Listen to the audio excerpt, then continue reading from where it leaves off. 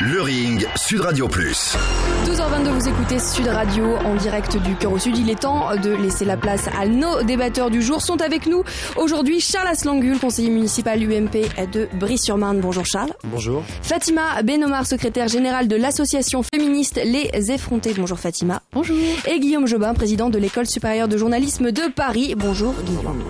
Après Manuel Valls, c'est au tour du ministre de l'économie, Emmanuel Macron, de relancer le débat sur l'assurance chômage. Dans une interview au journal du dimanche, Emmanuel Macron a estimé à ce sujet qu'il ne devait pas y avoir de tabou ni de posture. Les réactions ne se sont pas faites attendre. Le premier secrétaire du Parti socialiste, Jean-Christophe Cambadélis, a notamment déclaré lors du Conseil national du PS que quand le président de la République clôt un débat, les ministres ne reviennent pas dessus. Tout d'abord, que pensez-vous de ces déclarations du ministre de l'économie? Faut-il toucher à l'assurance chômage?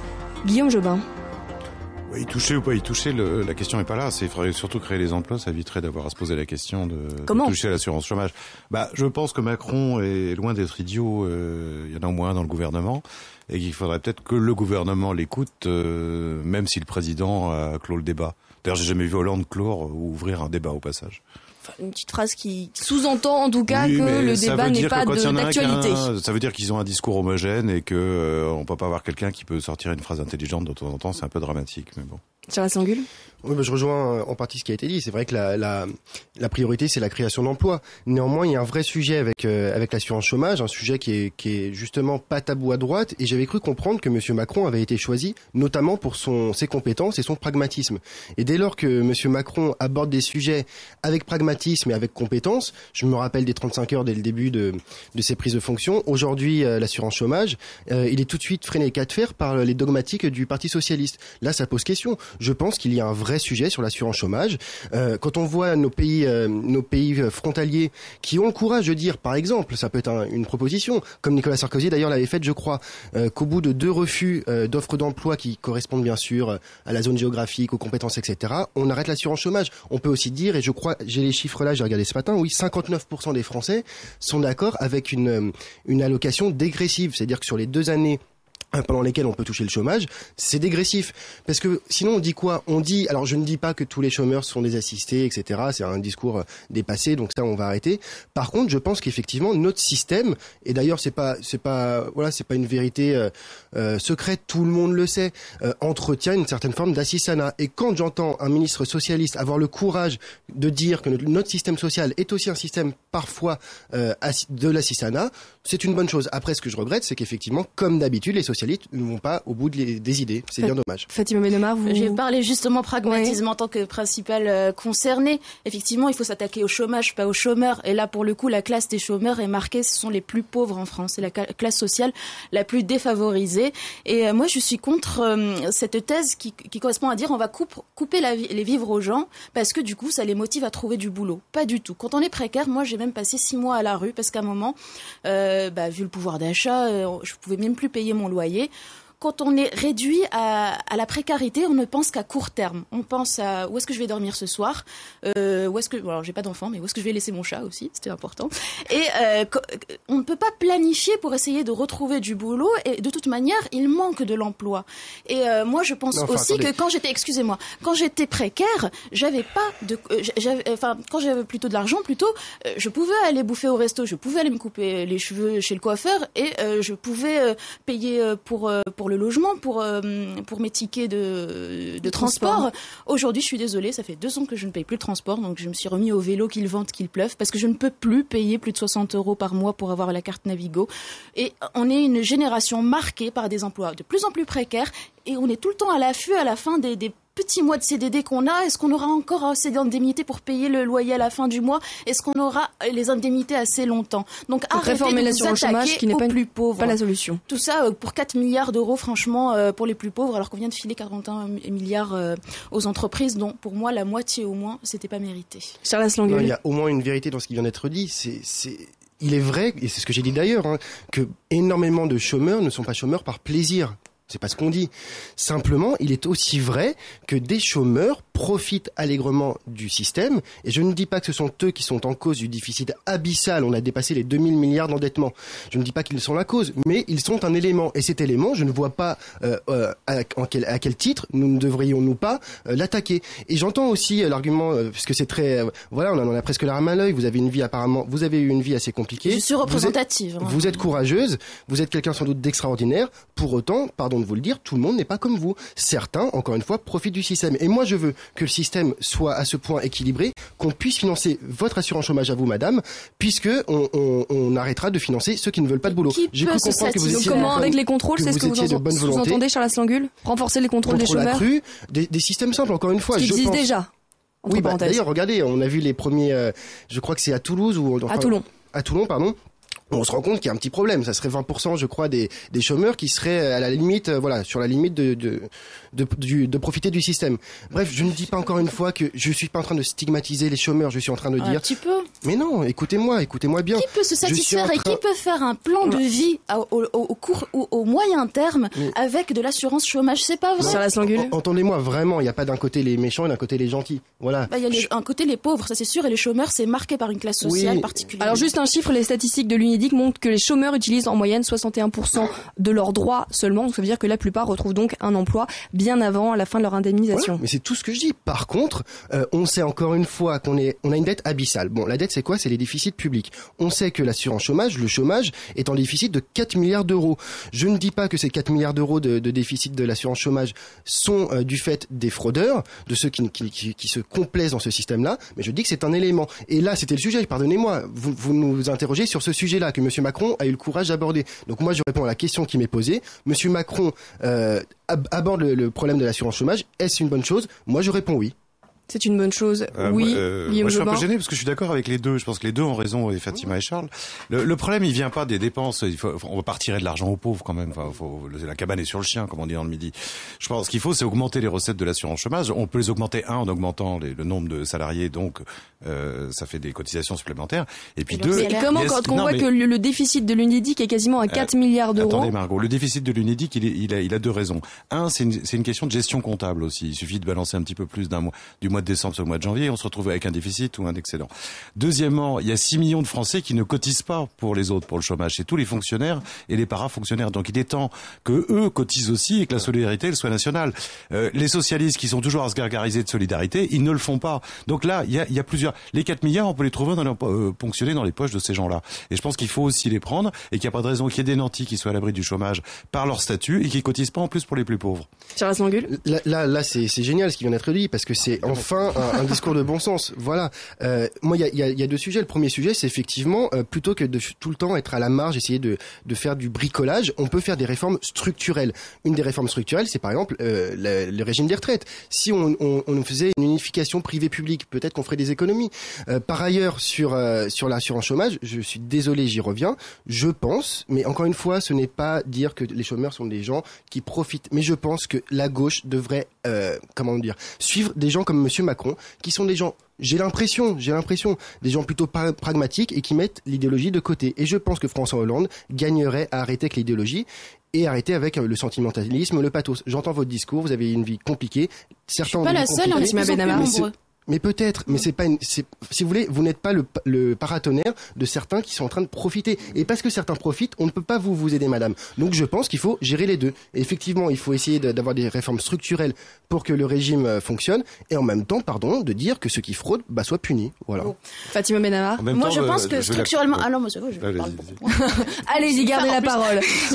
Non, mais en fait, je pense que structurellement, si on avait tous un emploi, si on était mieux payé, déjà, on cotiserait plus. Il faut faire les choses par le haut, pas par le bas. Mais encore une fois, comment on cherche encore 50 milliards d'euros d'économie? Mais vous savez ce que coûte la misère? Les gens qui n'ont plus, les familles déstructurées, les gens qui n'ont plus de quoi se soigner, qu'après on va devoir couvrir avec l'assurance maladie, les gens précarisés, la misère, ça coûte aussi de l'argent. On voit pas tout ce gâchis humain et économique des gens qui peuvent plus après travailler. Et c'est difficile de se remettre dans le monde du travail. Donc il faut voir aussi ce que coûte le fait de précariser la jeunesse et les générations qui sont en train de venir. Et ça ne m'étonne pas que moi qui ai voté à gauche, je suis contre ce que fait le gouvernement, et que les personnes qui ont voté à droite disent que oh là là, mais Macron il dit des choses intéressantes. Très bien si vous défendez Macron, mais moi je suis désolée, la gauche elle a gagné dans ce pays, elle devrait être entendue. Le peuple de gauche il a été majoritaire aux dernières présidentielles. La réalité, c'est pas ça, la réalité c'est que vous êtes cocu, pardon du terme, politiquement j'entends. Je suis vous d'accord. Êtes cocu, parce qu'en réalité ils vous ont porté un discours qui était intenable. Maintenant ils sont confrontés. Pas tenable, ils l'ont pas tenu. Il était intenable. Ils sont confrontés au réel et le réel leur démontre que nous avions les solutions. Et Monsieur Macron, je suis désolé, je suis pas en train de lui faire des louanges. Je dis juste qu'il a un discours courageux, mais moi pour moi le vrai courage c'est d'aller au bout de ses idées. Donc soit il est en phase avec son discours et il tente d'appliquer ses idées, ou alors il démissionne comme Monsieur Montebourg et Monsieur Hamon. Mais c'est ça aussi que je peux critiquer. Si vous voulez que je revienne à la critique de la gauche. La gauche c'est un peu ça. C'est d'un côté on donne des réalités et puis de l'autre les solutions vont à l'inverse de ce qu'il faut faire. Un petit dernier exemple, je suis désolé en tant qu'élu local, j'ai regardé que sur les 7,7 milliards d'euros d'économies prévues par le gouvernement, il y a 3,2 quelque chose comme ça milliards d'euros d'économies qui vont être faites sur les collectivités territoriales. Ça veut dire que les dotations de l'État aux communes vont être amoindries. Mais ce que les socialistes ne comprennent pas, c'est que quand ils nous donnent moins d'argent à nous, collectivités territoriales, qu'est-ce qu'on fait ?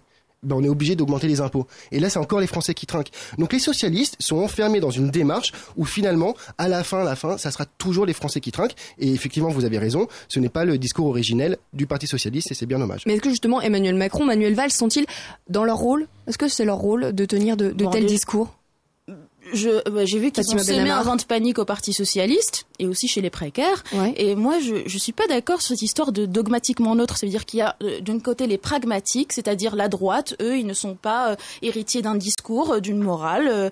Voilà, c'est même assez méprisant pour les gens de droite de dire non, mais nous, on est déconnectés de tout modèle de société. On dit juste que il y a qu'une seule façon de faire les choses, qu'une seule façon de faire mener l'économie. Et moi, je ne vois pas que dans les pays libéraux, néolibéraux, les gens s'en portent tellement mieux. Je pense que quand même le modèle social français, c'est ce qui a permis de résister à la crise, c'est ce qui a permis que quand ma banque, j'ai vu qu'elle commençait à me ponctionner du fric à moi, pauvre précaire, pour se renflouer au moment où il y avait la crise, j'ai pu résister parce que j'avais des acquis sociaux, parce que j'avais des indemnités chômage. Sinon, je serais encore plus à la rue, je pense que je m'en serais encore moins relevé économiquement et professionnellement. Guillaume Jobin. Ce qui me frappe, c'est quand j'ai entendu le flash info tout à l'heure avec les migrants à Calais, c'est que les réfugiés qui viennent en France, ils cherchent pas à venir en France, ils cherchent à fuir la France pour aller en Angleterre, où là, il y a de l'emploi. Donc moi, je suis pas ni libéral ou anti-libéral, mais en tout cas, on a des milliers de gens qui veulent passer en Angleterre parce que là-bas, il y a du travail et qui veulent pas rester ici. C'est ça. Et le jour où on sera dans le flux inverse, c'est-à-dire qu'il y aura des migrants qui sont à Douvres et qui clandestinement essaient de rentrer en France, que ce sera un pays de cocagne, là, je croirais au modèle social français. Pour le moment, on a vu que son échec. Et puis, je vais vous dire, je suis un élu de droite, un élu UMP, et pour autant, je suis très attaché à ce modèle social. Pourquoi ? Parce que faut un peu regarder en arrière. Le modèle social français, c'est le général de Gaulle. Voilà.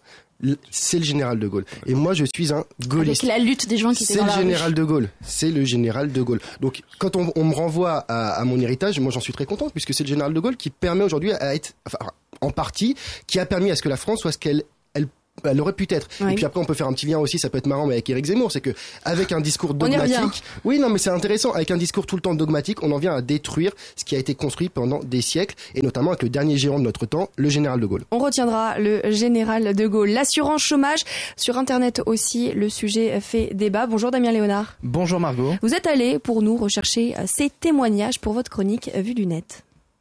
Et sur les réseaux sociaux, les déclarations d'Emmanuel Macron et la réaction du Parti socialiste a donné de la matière pour la droite qui s'est énormément amusée de la situation. Pour le sénateur UDI Yves Pozzo-di-Borgo, 2 ans de perdus sans compter les années précédentes et il faut encore attendre selon le gouvernement Hollande. De son côté, Éric Ciotti ironise sur la situation. Valls ouvre le débat, Hollande freine, Macron défie Hollande. Cambadélis recadre avant de conclure, la valse des couacs repart de plus belle. David Xavier Weiss, secrétaire national de l'UMP et maire adjoint de Levallois-Perret, qu'on connaît bien sur Sud Radio, propose d'offrir une carte d'honneur de l'UMP à Emmanuel Macron pour son courage et ses propos sur les prestations sociales. #chômage. À gauche, on condamne les déclarations de monsieur le banquier et c'est un peu la soupe à la grimace pour Martine Chantecaille, membre du Conseil national du Parti socialiste. Elle est consternée et ça continue encore et encore. Macron pense qu'une réforme de l'assurance chômage s'impose. Le cœur au sud. Sur Sud Radio Plus. Faut-il pénaliser les clients des prostituées ? On en parle juste après la pub. Le Ring, Sud Radio Plus. 12h38, vous écoutez Sud Radio en direct du Cœur au Sud. Je rappelle que nos débatteurs du jour sont Charles Aslanguel, conseiller municipal UMP de Brie-sur-Marne, Fatima Benomar, secrétaire générale de l'association féministe Les Effrontés, et Guillaume Jobin, président de l'École supérieure de journalisme de Paris. Depuis le début du mois de septembre, elle a marché pratiquement 800 km. Hier, elle est arrivée à Paris et c'est tout un symbole. C'est dans la capitale que Rosanne Ischer a vendu son corps pour la première fois. Aujourd'hui, elle réclame l'abolition de la prostitution, alors que l'Assemblée nationale a adopté en décembre 2013 le texte contre le système prostitutionnel qui instaurait une amende de 1 500 € contre les clients de prostituées. Le Sénat, lui, a de son côté supprimé la pénalisation des clients en juillet dernier. Pour le moment, aucune échéance n'est fixée pour le vote en séance publique. Qu'en pensez-vous ? Faut-il pénaliser les clients de prostituées ? Fatima Benomar. Alors, j'ai fait la marche avec Rosanne hier. Oui. Juste quelques chiffres. Dans le monde, dont 98% des personnes prostituées sont des femmes ou des fillettes. L'âge moyen d'entrer dans le système prostitueur, c'est 14 ans. Moyen, c'est-à-dire c'est ou bien plus jeune ou bien plus âgé. Et donc, l'immense majorité des clients, évidemment, ce sont des hommes, même quand les personnes prostituées sont elles-mêmes des hommes, dont 37% sont en couple. Donc, comme quoi, c'est pas tellement une question de misère sexuelle. Et qu'est-ce qu'on voit dans les pays qui ont réglementarisé ? On a vu x3 aux Pays-Bas exploser le nombre de personnes prostituées, des femmes et des fillettes. Et l'Allemagne, qui avait un modèle réglementarisé, est en train de le revoir parce que ça fait 10 ans qu'ils ont réglementarisé la prostitution. Ça devient un métier comme un autre. Et ce qui se passe, c'est que le marché au noir explose. Il y a de plus en plus de femmes qui tombent dans le système prostitueur. Et comme c'est la compétitivité, il faut donc que les boîtes ramènent des filles de plus en plus jeunes qui acceptent de faire de plus en plus de choses. On a vu par exemple des open bars sur des filles et même des Roumaines récemment qui ont dû avoir 60 clients par jour. Et alors qu'au contraire, la pénalisation du client, elle permet de tarir la demande. Donc voilà, et dernier truc, il y a une tribune des maires et des conseillers municipaux pour l'abolition qui est sur Internet, où on voit des gens de l'UMP, du PS, voilà, c'est très transpartisan. Alors Charles Aslanguel, vous êtes de l'UMP, il me semble que vous n'êtes pas tout à fait d'accord avec Fatima Benomar au sujet de la pénalisation des clients de prostituées. J'essaye de réfléchir, en tout cas là, pour le coup c'est un sujet sur lequel je suis pas tranché, je suis pas donc j'entends les arguments qui sont justes, mais d'autres qui me paraissent un peu déconnectés, même si j'ai l'impression que vous connaissez très bien le sujet. Moi j'ai un peu regardé encore une fois le sujet avant de venir et j'ai constaté que était toujours mis en avant la Suède apparemment, donc apparemment ils sont pionniers en la matière de pénalisation des clients et alors c'est vrai qu'ils ont réduit par 3 le nombre de clients en Suède. En fait, ils se sont rendus compte également que 70% de la clientèle suédoise partait à l'étranger. Voilà, allait à l'étranger. Donc en fait, c'est déplacer le problème. Par ailleurs, il y a aussi des rapports, et encore une fois, c'est droite comme gauche, je pense que c'est pas un sujet clivant. C'est plutôt un sujet où il faut tous s'interroger en commun. La réalité, c'est que de pénaliser le client reviendrait a priori à précariser la prostitution, puisque ça va déjà raréfier la demande.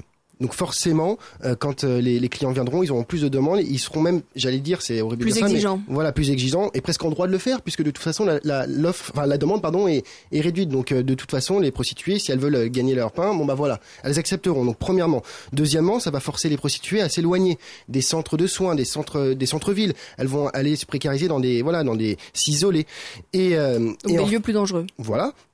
Et enfin, sur la question des soins, mais qui sont liés avec l'éloignement des grandes villes, je pense, encore une fois, c'est mon avis, j'ai pas assez de retour. Simplement de ce que j'ai constaté, c'est que ça irait vers plus de précarisation de la situation de la prostituée, et donc ça n'aiderait en réalité pas la prostituée, même si l'intention est noble, les résultats ne sont pas du tout ce qu'ils étaient escomptés être. Fatima Benomar, vous les entendez, on va essayer effectivement d'aller dans le détail de ce qui s'est passé dans le bilan de la loi suédoise. Non, c'est pas vrai que les femmes sont plus précarisées. Pourquoi ? Parce que un système abolitionniste qui pénalise le client et pas la prostituée. Le rapport de force est inversé, c'est-à-dire que si le client est violent, si le client refuse de porter un préservatif, elle peut lui dire « moi j'appelle la police » et la police s'en prendra à toi et pas à moi. On voit qu'il y a eu toute une politique volontariste pour aider pour faire un vrai programme de sortie du système de la prostitution qui n'a jamais été un métier, qui a toujours été un statut d'ailleurs qui se met plutôt de femme, de mère en fille.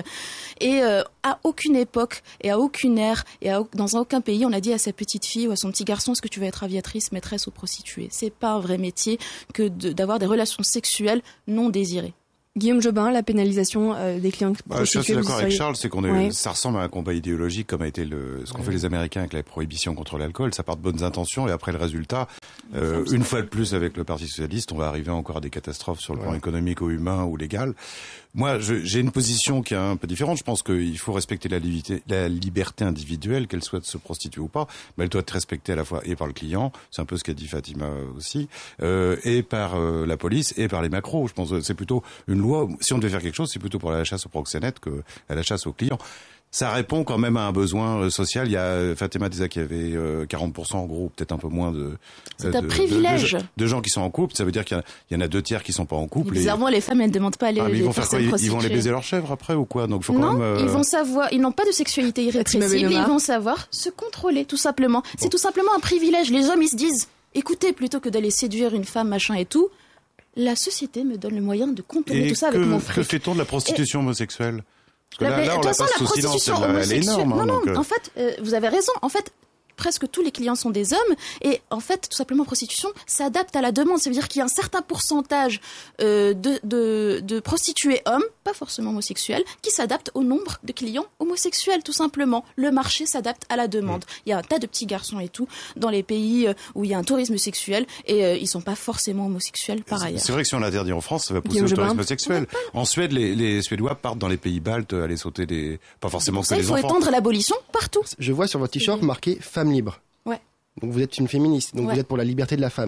Or, moi, à Brie-sur-Marne, je connais 3, elles ne sont plus, mais 3 prostituées qui ont toute leur vie été au bois de Vincennes et que j'ai dû aider pour des logements sociaux. Enfin bon, bref, je vais pas m'étaler, mais voilà, j'ai beaucoup parlé avec ces femmes-là. Et ces femmes-là m'ont toujours dit avoir été libres et ne pas regretter leur vie et même être fières. Donc c'est très particulier pour moi à entendre.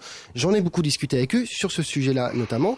Et ces femmes-là me disent qu'il y a 2 sujets. Il y a le sujet, comme vous dites, et là tout le monde se rejoint, les réseaux mafieux. Là, faut taper dessus. Il faut taper dessus. Il faut être extrêmement ferme sur les réseaux mafieux. Il y aura des clients, il y aura des réseaux mafieux. Mais il y aura toujours des clients. Arrêtez, on n'est pas dans un monde de bisounours. Il y aura toujours des clients de la prostitution. C'est ça qui est malheureux. Non, il n'y aura pas toujours des clients de la prostitution. Il y aura toujours des clients, mais arrêtez. Fatima Bennemar, est-ce que vous rencontrez des prostituées qui sont fières de l'être comme Charles Slangul au début, quand on les reçoit, parce que c'est très difficile de se rendre compte de ce qu'on vit. En fait, pour gérer psychologiquement, elles disent « Mais en fait, je suis très contente. Là, je veux juste que vous m'aidiez pour savoir où est-ce que je mets ma fille ce soir ou savoir comment être logée. » Parce que le premier symptôme chez les personnes prostituées, ce sont la décorporalisation. Pourquoi elles ne vont pas chez le médecin ? Pourquoi parfois on voit des bleus, on dit « Qui t'a frappé ?» Elles s'en souviennent pas. Parce que la façon de gérer psychologiquement la prostitution, et ça c'est un phénomène très constaté chez les personnes prostituées, c'est la décorporalisation. Pour gérer psychologiquement plusieurs relations sexuelles non désirées avec des hommes qu'elles ne désirent pas, qu'elles connaissent depuis 5 minutes, elles s'échappent de leur corps. Et là, ça faisait 6 ans que Rosen n'avait pas senti le froid. Et je l'ai vu pleurer de joie. Mais il y a encore parce qu'elle sentait le froid depuis plus de 30 ans. Charles Slangul, c'est quoi le discours politique alors à tenir ? C'est la vérité. Voilà, exactement. Non, mais c'est peut-être la vérité, mais c'est votre problème. Et ça commence à être agaçant. C'est le problème des personnes prostituées. Non, mais c'est un phénomène reconnu. Vous pouvez taper décorporalisation prostituée sur Internet, vous verrez de quoi vous êtes en train de vous moquer. Vous êtes sans doute très sachante et moi très niais, peut-être. Le constat que je fais, moi, je suis désolé, c'est de vous dire que vous n'avez pas le monopole de la vérité. Vous sortez des vérités, bien sûr que c'est triste, bien sûr que cette Rosen doit être très attachante. Et quand vous préférez, laissez terminer que votre fille, laissez terminer votre sœur, se tape plusieurs mecs. Est-ce que j'ai dit ça une seule fois ? Charles Slangul, laissons terminer Charles Slangul. Est-ce que j'ai dit ça une seule fois ? Non, je suis pas pour la prostitution. Par contre, j'essaie de vraiment, moi, d'un peu me déconnecter du sujet et de réfléchir à comment on gère le truc.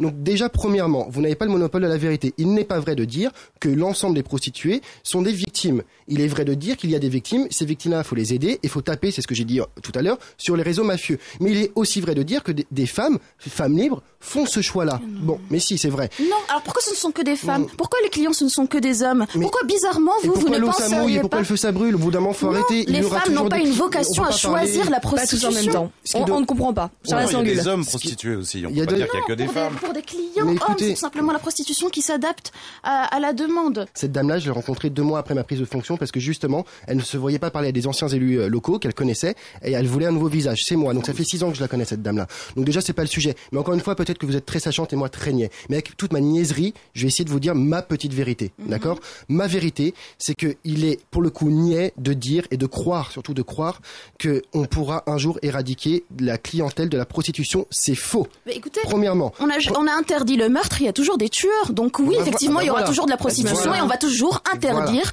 d'acheter une femme. D'accord. Donc déjà, vous venez sur mon terrain parce que tout à l'heure vous disiez qu'on pouvait éviter la clientèle. C'est pas vrai. La clientèle existera toujours. Premier point. Deuxième point, là on peut se rejoindre là-dessus. Je pense que le gros du travail doit être sur les réseaux mafieux. Ça ne sert à rien. On met des moyens énormes chaque année à démanteler une quarantaine de réseaux proxénètes. Fatima Mena, on terminera avec vous, Charles Aslanguel. On vous laisse aller jusqu'au bout. Deuxième point, ça serait à mon sens, encore une fois, avec toute ma niaiserie. Je suis désolé d'être aussi niais. Mais avec toute ma niaiserie, ça serait de taper mais peut-être madame. Ça serait de taper sur les réseaux mafieux. Et enfin, c'est aussi peut-être de regarder les expériences des uns et des autres. Et quand on voit en Suède ce qui s'est passé, vous prenez la Suède. Je suis désolé, les clients existent toujours, mais ils sont à 70% écartés vers les pays frontaliers. Donc la prostitution existe toujours. Donc votre discours bien pensant, c'est très joli, c'est très mignon, mais je pense que c'est déconnecté de la réalité, ça va pas dans le bon sens. Ça s'appelle Angélique, Charles. Voilà. Non, ce qui est très mignon, c'est très rapidement que la prostitution peut être jolie et bien vécue. C'est vous qui êtes Et on terminera sur ces paroles, parce que sachez que sur Internet aussi, le débat est animé. Damien Léonard, qu'est-ce que vous avez trouvé pour votre chronique Vue du Net? Eh bien, le ministre de l'Éducation, Najat Vallaud-Belkacem, a tenu à remercier Rosen pour son inlassable combat et témoignage, elle qui pourrait légitimement aspirer à oublier se reposer. Brigitte a voulu sur Twitter passer un message à Rosen. Bon courage madame, votre cause est noble, continuez à la défendre. Si vous aviez été sur ma route, j'aurais été heureuse de faire un bout de chemin avec vous. Benoît de son côté comprend que cette femme ait pu souffrir de la prostitution, mais selon lui, cela ne justifie absolument pas de l'interdire. Sinon on interdit l'alcool, le tabac, les voitures, le sexe, le mariage. Avant de conclure, la liberté est un privilège qui fait souvent mal, mais ça reste un privilège. Ça n'empêche pas de lutter contre les violences, mais c'est différent de la prohibition. Et enfin, Xavier de son côté pousse un coup de gueule. Il s'agit pour lui d'un Kerviel au féminin. Dans le futur, les routes de Compostelle du Vatican et de la Fête de l'Humanité seront certainement sillonnées par d'ex-djihadistes qui en ce moment égorgent et tuent en Irak et en Syrie.